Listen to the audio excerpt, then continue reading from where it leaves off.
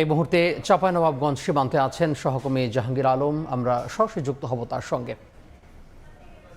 গত বৃহস্পতিবার চাঁপাইনবাবগঞ্জের বাঙ্গাবাড়ির সীমান্ত দিয়ে ভারতীয় সীমান্তরক্ষী বাহিনী বিএসএফ নারী, পুরুষ এবং শিশুসহ ২৮ জন নাগরিককে তারা পুশিনের চেষ্টা করে। সাথে সাথেই আসলে সেখানে প্রতিহত করে এই পুশিনের চেষ্টা বাংলাদেশের বর্ডার গার্ড বাংলাদেশ বিজিবি, এবং এর প্রেক্ষিতে সেই ২৮ জন নারী পুরুষ তারা ৩ দিন ধরে আসলে সীমান্তের শূন্যরেখায় অবস্থান করে। এরপর সীমান্তের লাইট অফ করে রাতের অন্ধকারে ৩ দিন পর তাদেরকে ফেরত নেয় ভারতীয় সীমান্তরক্ষী বাহিনী বিএসএফ।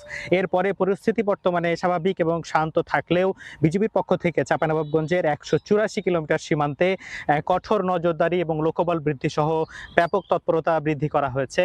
গ্রামে গ্রামে মাইকিং করে আসলে স্থানীয় যে সীমান্তের বাসিন্দারা রয়েছে তাদেরকে নিয়ে সীমান্তের টহল জোরদার করা হয়েছে। পাশাপাশি বিভিন্ন বিওপি ক্যাম্পগুলোতে এবং সীমান্তের জিরো লাইন সংলগ্ন এলাকাগুলোতে আসলে আনসার ভিডিপি সদস্যরাও গ্রামবাসীর পাশাপাশি তারাও আসলে টহল কার্যক্রমে অংশ নিচ্ছে।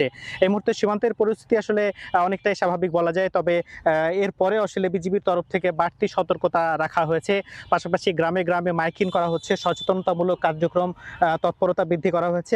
মসজিদে মসজিদে আসলে মুসল্লিদেরকেও বলা হচ্ছে যাতে করে সীমান্তে কোনো ধরনের অপতৎপরতা, পুশিন সহ অজানা কোনো ব্যক্তিকে দেখতে পেলেই যাতে বিজিবিকে খবর দেওয়া হয়।